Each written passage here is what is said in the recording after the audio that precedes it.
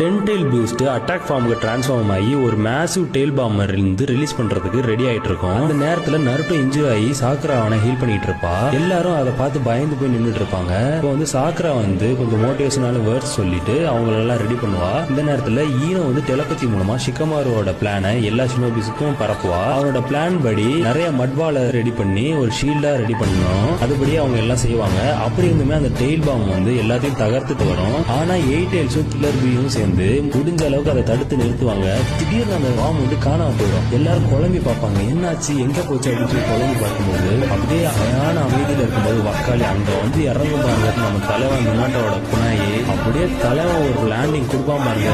Use பண்ணி சும்மா அள்ள இறங்கிட்டு நான் லேட்டா வந்துட்டேன் அப்படின்னு சொல்லி கேட்பான். No way. You got here right on time, Dad.